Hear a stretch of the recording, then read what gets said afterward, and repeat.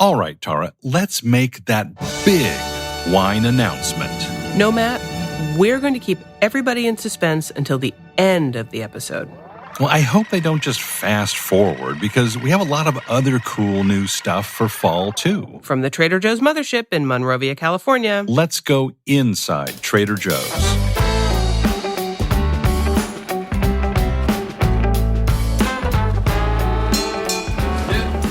I'm Tara Miller, Director of Words and Phrases and Clauses. And I'm Matt Sloan, the marketing product guy. In the classic Peanuts TV special, Linus waited and waited for the arrival of the Great Pumpkin. And waited. But the wait for seasonal pumpkin products at Trader Joe's is over.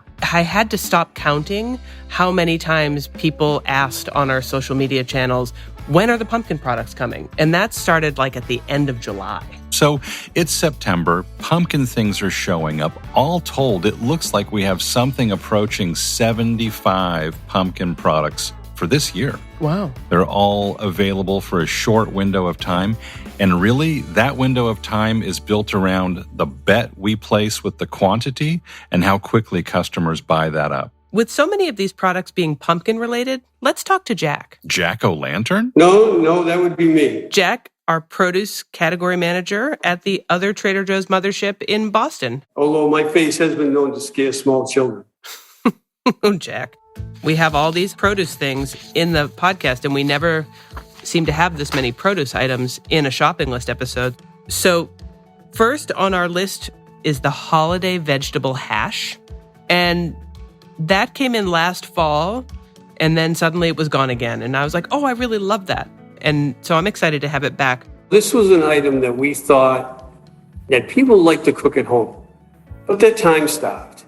And there's nothing more time wasting than trying to dice up vegetables. We picked a nice winter mix of vegetables with sweet potatoes, butternut squash.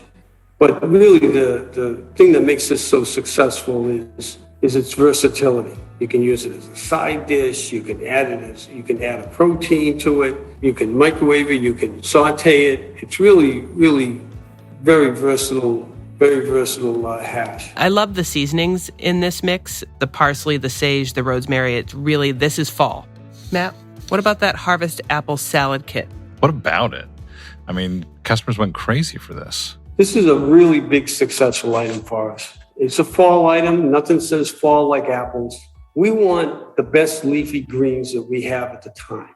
And we don't want to be tied into one kind because, quite honestly, where they grow, it may be too warm, too cold. So we pick the ones that we think give you the best flavor mix and flavor profile. And we add the unexpected cheddar. It's a terrific cheese. I'm so excited, Jack, to have the rainbow pears. This is like an assortment of pears. I love pears. I think pears are wildly underrated. I wish they were more popular. The best thing about this rainbow pear is you get 3 different types of flavors.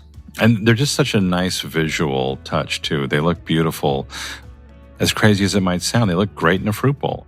They'll ripen up in a few days on your counter. They're all grown in Washington State and Oregon. They come in the fall, and we keep them through midwinter. So something else that I think looks good in a fruit bowl, but also looks way better when you cut it open, are the Cara Cara navel oranges.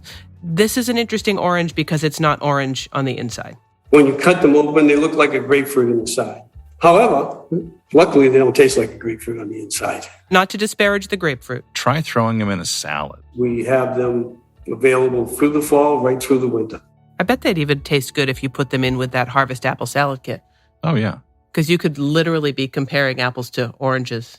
Sorry. Couldn't resist. We want to talk to you about, I would say it's the elephant in the room, but it's really the gourd in the corner. Pumpkins. You loved Elf on a Shelf. Now get ready for the gourd in the corner. But that's a whole other episode. So do you want to get right into thumping? This is a thing.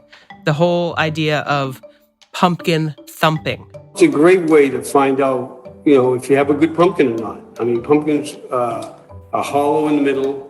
There's some aspect of art to pumpkin thumping. Jack, can we do a little pumpkin thumping on air here? Let's try it. Here we go. Little thump. I think that's a good one. I think you got a winner there. All right. We've done our pumpkin diligence, Jack. When you come to Trader Joe's, you'll find a huge selection of pumpkins. We get them from Texas for our Texas stores. They're grown in California for our California stores. Pacific Northwest, we get them from Washington State or Oregon, middle of the country. And mostly, we try to support the local farmers whenever possible. That is cool. It's something we do. We take a lot of pride in. Thanks for your time. Keep up the great stuff. Thank you. Okay, Matt, one of the products on our list of new fall products was actually developed by our friend, product developer Jenny. Pumpkin spiced espresso beans. Hi, Jenny. Hi. You've been super busy this year. Today, the specific product we want to talk to you about are pumpkin spice espresso beans. My recollection is that these were not an out-of-the-gate hit with the tasting panel, that there was some back and forth. I think it was version 3 or 4 that made it through the panel. So here's the bag, little bag, right? Yeah, it's a little 2.5 ounce bag. Everyone's on the go for the holidays. You know, you just pop them in your purse, and when you need to be perked up, you just pop them in your mouth. And if you don't have a purse, you could just grab them and put them in your backpack, or you can put them in a briefcase, or you can, put them in a lunchbox. And if you had an autumnal harvest fanny pack. Yes. Tell us about these and how this came about. What really actually inspired me was our pumpkin spice coffee. That was such a huge success. It's like a space station pumpkin spice latte. So you won't spill it in zero gravity. You can really discern the ginger and the nutmeg and the cinnamon. I can pick out all of those flavors, which is pretty great for a sweet, crunchy thing. They're crispy. But it says that each bag contains a little more caffeine than a single cup of coffee. Can't stop, won't stop. Okay. How about that? I'm still crunching. I'm crunching the espresso beans. You don't say, Matt, huh? On edge much? What else? Anything else? You excited about anything else this fall? Oh, there's so much to be excited for. Like casual sneakers on the runway? What are we talking about? Autumnal spice fanny packs. Hello, editing room floor. I think we're done. Okay. You're excused. And next on our fall shopping list, something else that is coming back, people anticipate its re-arrival, spiced pumpkin Madeleine cookies. So not pumpkin spice, but spiced pumpkin. So there is pumpkin in these cookies, and there is plenty of pumpkin spice flavor happening. And this is just a twist on the classic Madeleine cookie in that little shell shape. And they're a little more brown than the classic Madeleines, and that's because of the addition of pumpkins. And these Madeleines have that classic textural difference where the outside is just a little bit crisp and the inside is moist and cakey. Really good for fall, really excellent with a cup of coffee or a cup of hot tea. Also a repeat coming back from last year, that maple espresso black tea blend. Now, this would work so well with those spiced pumpkin Madeleines. It's a tea bag product.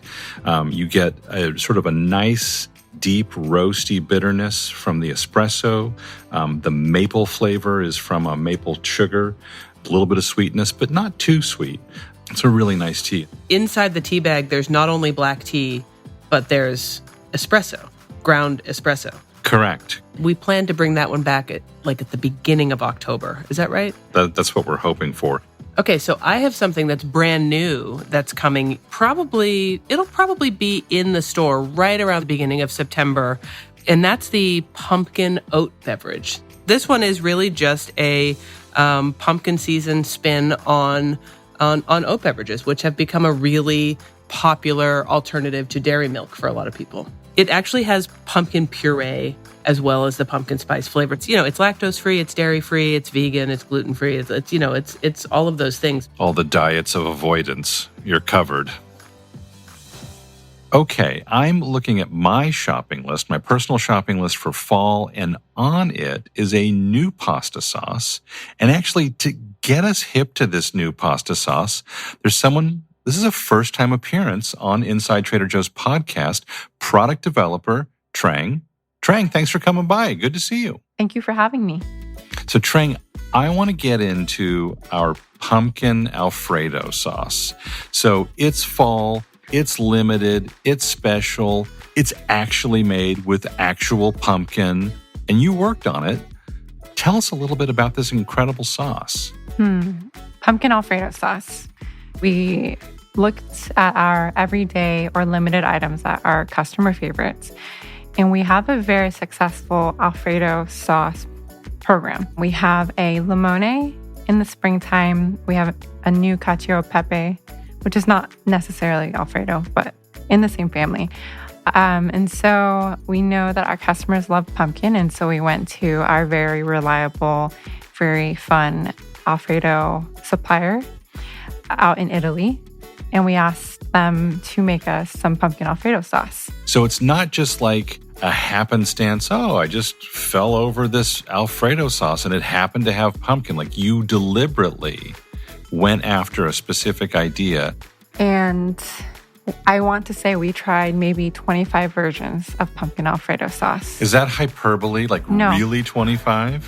Really, at least 25. The first iterations we tried with the very traditional pumpkin spices, and we got almost pretty much all the way to the tasting panel doing versions with pumpkin spice. And then one day, someone said, why are we doing pumpkin spice, pumpkin Alfredo sauce? Like, let's do a savory version. And so the one that we have now is more cheese and pumpkin forward as opposed to pumpkin spice. And so it has, some spices like sage and black pepper, but not like the cinnamon and the nutmeg. And in order to get us to that really great pumpkin flavor, we reduce the types of cheese in it. So there's only 2 types of cheese in this pumpkin Alfredo, as opposed to our everyday ones, which I think has 4. You start tasting this pasta sauce, you made a pivot, you made a turn away from that classic kind of pumpkin pie flavor and towards something different. And even this idea of limiting the cheese to let the pumpkin itself, that flavor, come through, I think it's pretty fascinating. Since pumpkin is the first ingredient, the texture is going to be a little bit different than your typical Alfredo. It's a little bit thicker. I'm grilling chicken and serving it and pouring this over the top of the chicken.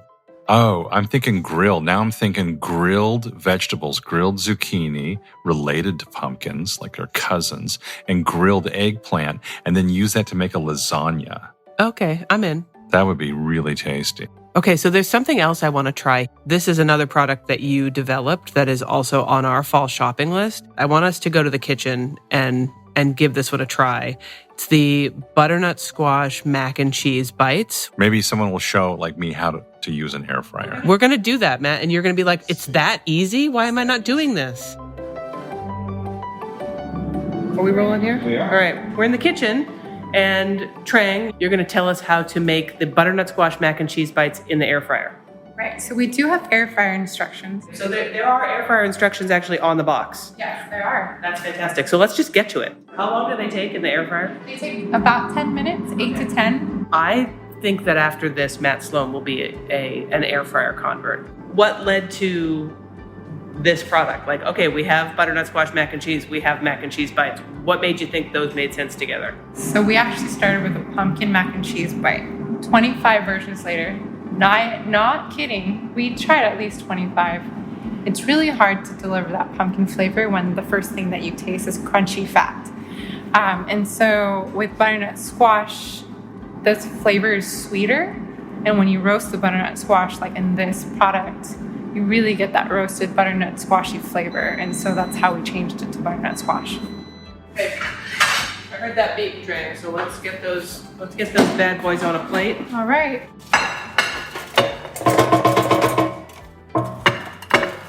Let those cool off just for a minute so we don't wind up in the hospital. Butternut squash is the number 1 ingredient in this as well. Okay. And then followed by heavy cream and then macaroni. Okay. So ingredients are always listed in predominance of weight in the recipe. So there's more butternut squash than anything else by weight in these butternut squash mac and cheese bites. That's exciting. Very exciting. Okay, I want to stop talking about them and I want to start eating them. It's like mac and cheese hot lava bite. You can really taste the butternut squash. It's got that really nice sweetness that is like a natural roasted sweetness that comes out. And the texture of the macaroni is really good as well. It's not squishy. I'm getting some sage, some classic fall herbs here.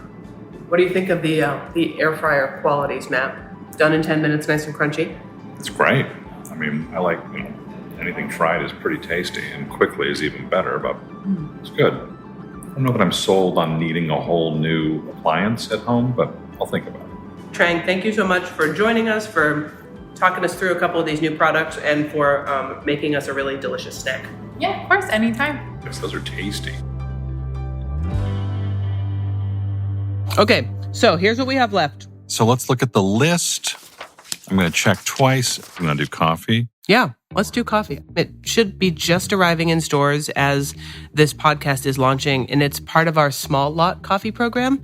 It's called Indonesia Bali Kintamani, and it comes from an Indonesian village on the island of Bali called Dausa. And it's really born out of a shift in mindset. When we come across something that we love, we want as much of it as possible because we want customers to be able to experience it for as long as they want to.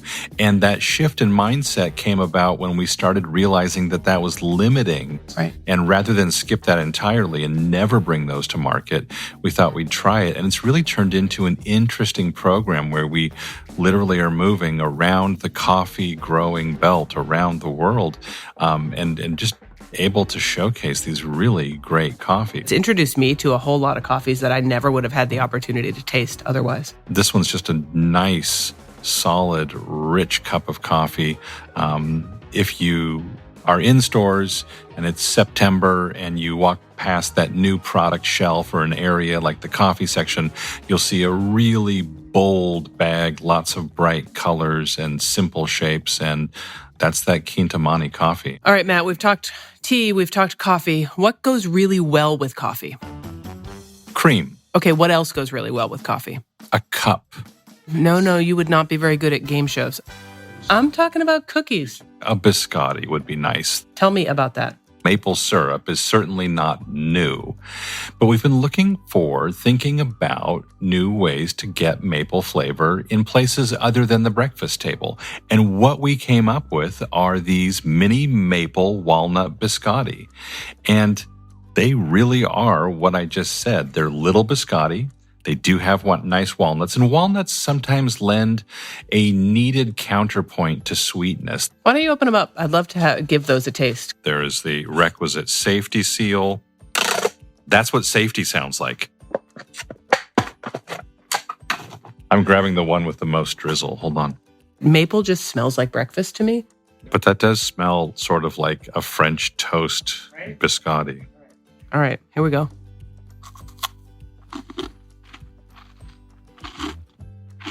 You cannot eat biscotti and sneak up on people. Or biscotti in the library, no way. That's why biscotti was not one of the weapons in the game Clue, because you would have found them out right away. But some biscotti are hard enough as to be dangerous, so. That's true. And these are not. I think that's important to note. Some biscotti, if you don't dunk them in coffee, they're impossible to eat without feeling like you're going to break your teeth. These are not those biscotti. Those are delish. Mm-hmm. That's coming fall, right? So it's probably end of September, early October. The timing for that, for those mini maple walnut biscotti. Okay, let's keep going on our fall shopping list. What's next? Another beverage. This is from the Shell House, that brand of spiked seltzers, hard seltzers containing alcohol. This is a pumpkin spiced seltzer water. If you look at these, they're about 100 calories in a can, right? Yep. They're 5% alcohol, which is about the same as a lower alcohol beer, right? And they're gluten-free. A few years ago, this entire category of product didn't even exist. And now there are seasonal flavors coming in and out, and it's just something new to try and experience and then move on to the next seasonal flavor. And I think after that, we have an O Tannenbaum spiked seltzer that tastes like a tree. I don't want to have that one. I'm not ready for that. This seltzer tastes like sleigh bells. Oh, goodness gracious. Matt, we are coming towards the end of our list. There's something on this list that I fell so in love with when it came to the tasting panel. These are the apple cinnamon oatmeal bites. Visually, eerily similar to those butternut squash mac and cheese bites. It's apple cinnamon oatmeal, but it's wrapped, it's made into a ball and breaded on the outside, frozen, and then you put it in the oven or the air fryer or the toaster oven or any of those places, and you can just take it with you. They're almost like little oatmeal fritters. So these will be in our freezer case, not just for the fall, but moving forward as well. What's next? This, friends in podcast land, is Trader Joe's Thanksgiving Pie Chocolate Truffles. I remember these now. Oh, yes. It's a box of pie-shaped chocolate truffles. And they have holiday pie-flavored fillings. So they're very sort of fancy-looking chocolates. There's a lot of flavors here, and they're little truffles. And I think, are they Belgian? Let's see. Product of Belgium. There are 8 pieces in every box. There's 2 of each flavor. There we go. I'm going to choose the caramel apple cinnamon filling. That's really good. I think people will really like these. I hope so. I think so too. I just tried the one that's caramel with some pecan, kind of a take on a pecan pie, and then the chocolate and vanilla cream pie. Oh, you tasted 2? Yes. Oh. I just tasted 2. I'm quick with this candy eating business. All right. I'm on it. These are good. And, always a hallmark of an interesting piece of candy, you've got a lot of textural variety. You've got a harder, snappier chocolate shell. You've got creamier truffle-type fillings. You've got crunchy bits on top. It's really fun. And finally, the moment we've all been waiting for. Drum roll, please. While it lasts, it's going to be here soon. It's such an exceptional value in our wine section. Oh my goodness, this is a good one. Hurry up, I can't do this forever. Trader Joe's 2020 Platinum Reserve Napa Cabernet Sauvignon.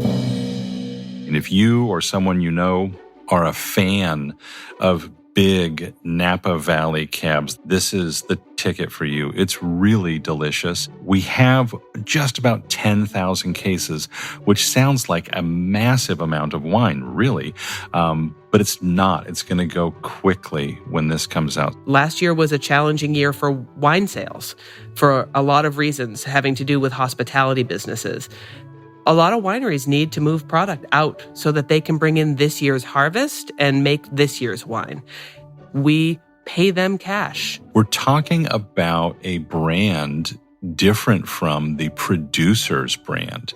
And oftentimes the producer has a bunch of equity that they've built up in that brand identity, maybe marketing costs, and maybe even a specific price point that they want associated with that brand. And it does come from a winery that is known for extremely expensive bottles of wine, like in the hundreds of dollar range, expensive bottles of wine. We can't tell you who that winemaker is. And we're so confident in the product that we're willing to take the risk to sell it without that famous name we cannot reveal. It's $14.99 everywhere we sell wine. Yeah, correct. Well, except for Ohio. And that's a whole different show, Ohio. The label, Trader Joe's Platinum Reserve. It's a Cabernet Sauvignon from the Napa Valley. It's the 2020 vintage. On that back label, you'll see lot number 103. That's the special indicator lot there. I am so excited about this. All right, let's put a cork in this episode. We've touched on quite a few new products for fall, but there are more. To stay up to date, please check out our website, pick up a copy of the Fearless Flyer in your store, keep an eye on the Trader Joe's Instagram account. Now, we hip folks call that our Insta.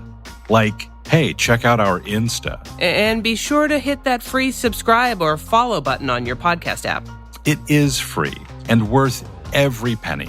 It's fire. Oh, another hip word. You're so dope, Matt. Thanks. No, I was using the old definition. Oh. Until next time, thanks for listening. And thanks for listening. Yo. Yeah, I know. Yeah.